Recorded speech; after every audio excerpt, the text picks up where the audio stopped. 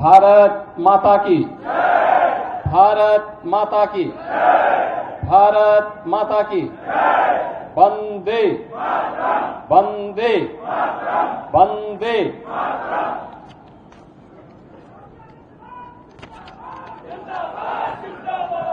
राष्ट्र नायक महाराणा प्रताप की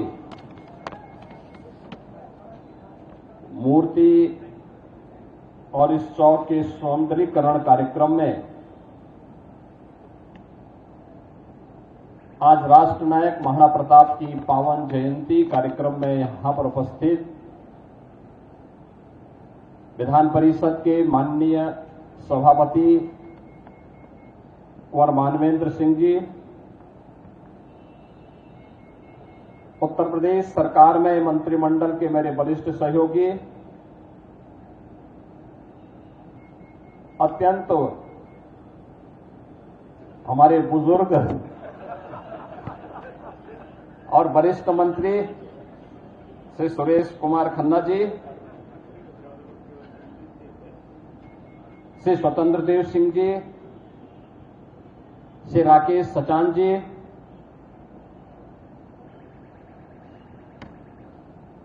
श्री दयाशंकर सिंह जी,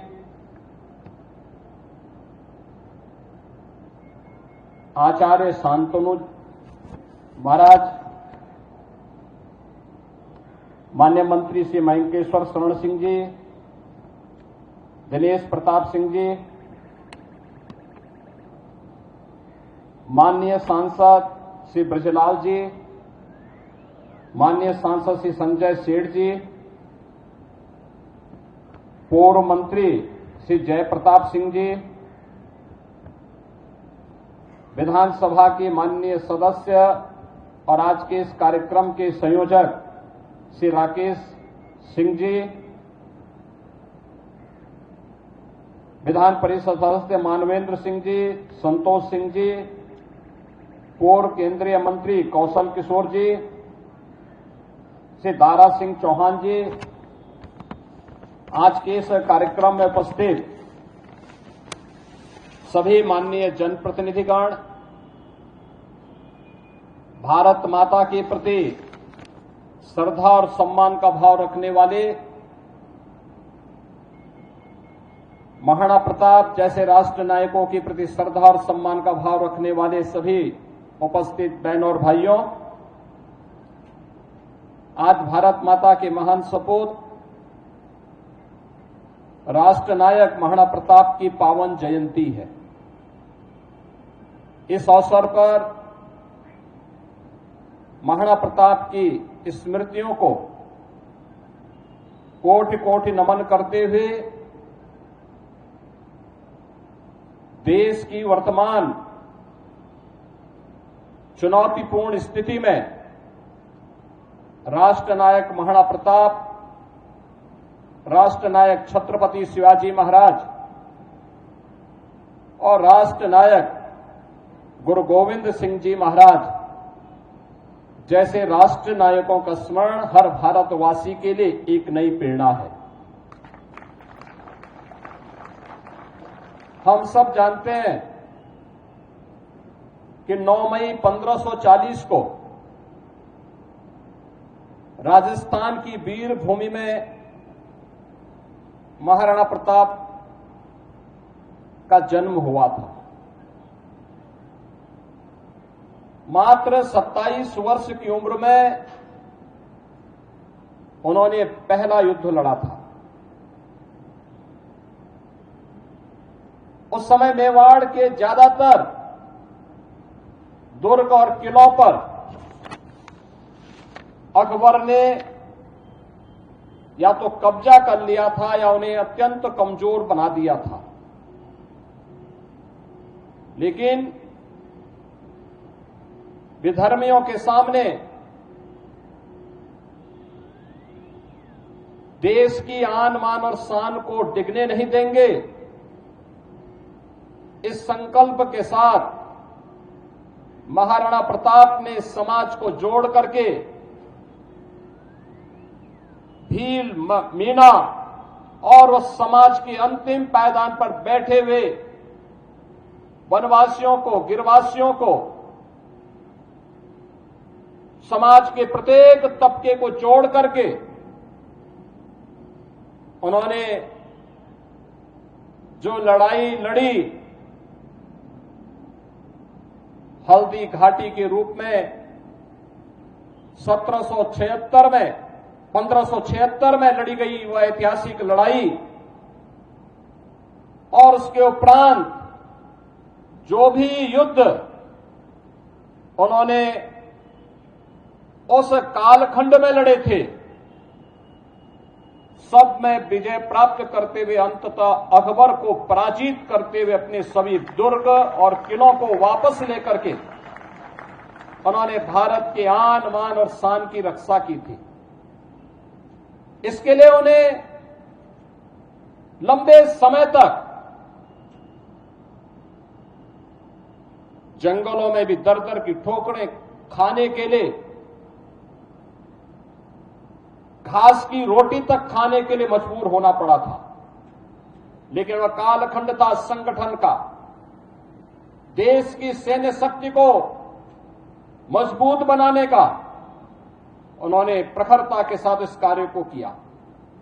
भामाशाह जैसे दानवीर उन्हें प्राप्त हुए। उस समय के उन्होंने भीलों को, मीनाओं को जोड़ करके सामाजिक संरचना को इतना मजबूत बनाया कि अंततः अकबर की लाखों की सेना महाराणा प्रताप की सेना के सामने नाको चने चबाने के लिए मजबूर हो गई। हिंदुआ सूर्य के रूप में महाराणा प्रताप की जय जयकार उत्तर से दक्षिण तक पूरे देश के अंदर छा गई। और आज भी जब देश संकट के दौर से गुजरता है, राष्ट्र के सामने कोई चुनौती आती है, महाराणा प्रताप का स्मरण हर भारतवासी कर उठता है। छत्रपति शिवाजी महाराज का स्मरण हर भारतवासी कर उठता है। गुरु गोविंद सिंह जी महाराज का स्मरण हर भारतवासी स्मरण करता है। उन सभी राष्ट्र नायकों का स्मरण करता है जिनके त्याग से, जिनके बलिदान से इस राष्ट्र को एक नई संजीवनी मिली है। मित्रों, महाराणा प्रताप का जन्मदिन आज अत्यंत महत्वपूर्ण हो जाता है हम सबके लिए। आप देख रहे होंगे 22 अप्रैल को जो शरारत पाकिस्तानी आतंकवादियों ने पहलगांव में हमारे पर्यटकों के साथ किया था, जिस प्रकार की बर्बरतापूर्ण और शरारतपूर्ण कार्रवाई की थी, उस आतंकी कृत्य की हर भारतवासी ने निंदा ही नहीं की थी, बल्कि पाकिस्तान को सबक सिखाने की भी ठानी थी। और प्रधानमंत्री मोदी जी का जो संकल्प था, हमारे बहादुर जवानों ने, तीनों सेनाओं ने पाकिस्तान को उसका करारा जवाब देकर के आज आप देख रहे होंगे किस रूप में अलग थलग पड़ा पाकिस्तान आज दुनिया के सामने कराहता हुआ नजर आ रहा है। आपने पाकिस्तान को बेशर्मीपूर्ण चरित्र देखा है कि जब भारत की कार्रवाई से आतंकवादी मारे गए, उन आतंकवादियों के जनाजे में पाकिस्तान के शीर्ष सैन्य अधिकारियों की उपस्थिति, पाकिस्तान के राजनेताओं की उपस्थिति दुनिया की आंखों को खोलने वाला होना चाहिए कि पाकिस्तान आतंकवाद को प्रश्रय ही नहीं देता, बल्कि आतंकी गतिविधियों में सीधे सीधे लिप्त है। और उसकी संलिप्तता इस बात को दिखाती है कि पाकिस्तान अब अपने वजूद के लिए जूझता हुआ दिखाई देगा। हर भारतवासी का दायित्व बनता है इस समय हम भारत की सेनाओं के मनोबल को बनाए रखने के लिए, देश की सुरक्षा के साथ कोई भी अगर शरारती तत्व किसी प्रकार की शरारत करता है तो पूरी सजगता और सतर्कता के साथ हम सबको भी अपनी सेनाओं के मनोबल को भी बढ़ाना है सुरक्षा बलों के साथ भी खड़ा होना है। साथ साथ किसी भी उस शरारतपूर्ण कार्रवाई को जो सुरक्षा में सेंध लगाती हो उसको बेनकाब भी करना है।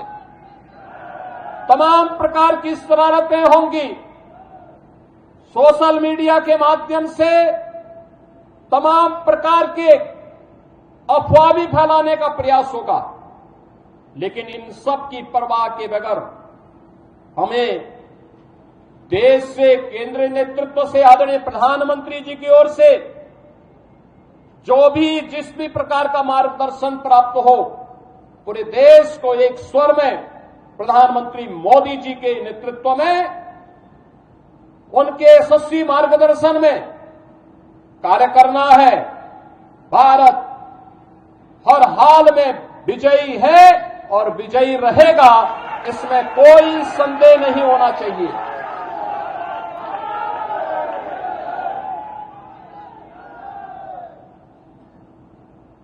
बहनों और भाइयों, महाराणा प्रताप की जयंती हम सबको एक नई प्रेरणा प्रदान कर रही है।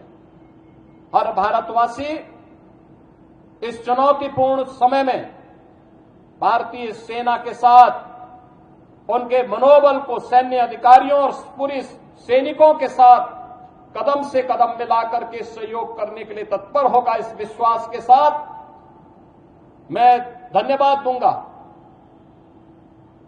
विधानसभा के माननीय सदस्य श्री राकेश प्रताप सिंह जी को, जिन्होंने संकल्प लिया कि चौराहे का सुंदरीकरण हो, मूर्ति को गरिमा और गौरव के साथ, यहां पर सम्मान के साथ इस मूर्ति के रखरखाव की व्यवस्था की जा सके। मैं धन्यवाद दूंगा विधान परिषद के माननीय सदस्य श्री मानवेंद्र सिंह जी को, जिन्होंने अपनी निधि से यहां पर इस चौराहे के इस द्वार का निर्माण करवाने में अपना योगदान दिया है। मित्रों, मुझे याद है 1998 में इस चौराहे पर मूर्ति की स्थापना का प्रस्ताव, उस समय स्वर्गीय बाबूजी कल्याण सिंह जी मुख्यमंत्री थे और तब प्रस्ताव मैंने ही दिया था, मैं सांसद था। 3 मूर्तियां हम लोगों ने बनाई थी उस समय संस्कृति विभाग से महाराणा प्रताप की। एक मूर्ति लखनऊ के चौराहे के लिए, एक गोरखपुर के लिए और एक प्रयागराज के लिए, और तीनों स्थानों पर श्री नरेंद्र कुमार सिंह गौर उस समय संस्कृति मंत्री के रूप में कार्य कर रहे थे। उन्होंने, डॉक्टर गौर जी ने इन तीनों मूर्तियों के लिए सहमति दी। मूर्तियों की स्थापना का कार्यक्रम हुआ। मैं स्वयं भी उस कार्यक्रम में यहां उस समय मौजूद था, जब कल्याण सिंह जी के करकमलों से इस कार्यक्रम को यहां पे संपन्न कराया गया था। और गोरखपुर में भी भव्य मूर्ति आज के रक्षा मंत्री और उस समय के भारतीय जनता पार्टी के अध्यक्ष माननीय श्री राजनाथ सिंह जी के करकमलों से हम लोगों ने उस मूर्ति का गोरखपुर में स्थापना का कार्यक्रम संपन्न किया था। और मुझे प्रसन्नता है कि आज सुंदरीकरण के कार्यक्रम के साथ मुझे फिर इस कार्यक्रम के साथ जुड़ने का अवसर प्राप्त हुआ है। इस चौराहे को आगे से हम लोग महाराणा प्रताप चौराहे के रूप में ही जानेंगे। इस विश्वास के साथ मैं एक बार फिर से पूरे प्रदेश वासियों की ओर से देश की बहादुर सेनाओं के मनोबल को बढ़ाने के लिए हर उत्तर प्रदेश वासी देश के साथ प्रधानमंत्री मोदी जी के यशस्वी नेतृत्व में पूरी मजबूती के साथ खड़ा होगा। इसके साथ ही देश की सेनाओं की हर कार्रवाई का, जो देश की रक्षा के लिए की जा रही कार्रवाई के लिए भी पूरा उत्तर प्रदेश पूरी मजबूती के साथ उनके मनोबल को बढ़ाने के लिए अपना योगदान देता रहेगा। इस विश्वास के साथ मैं एक बार फिर से महाराणा प्रताप की जयंती के अवसर पर उनके श्री चरणों में कोटि कोटि नमन करते हुए महाराणा प्रताप का यह यशस्वी जो उनका व्यक्तित्व था, उनका कृतित्व था, स्वदेश और स्वधर्म के लिए किस प्रकार का त्याग और बलिदान आवश्यक है, उसकी जो प्रेरणा देता है, यह प्रेरणा वर्तमान और भावी पीढ़ी के लिए भी सदैव पाथेय बने रहेगा। आप सबको मैं इस अवसर पर एक बार फिर से जयंती के अवसर पर बधाई देता हूं, अपनी शुभकामनाएं देता हूं। धन्यवाद। जय हिंद। मेरे साथ बोलेंगे भारत माता की, भारत माता की, भारत माता की। महाराणा प्रताप, महाराणा प्रताप।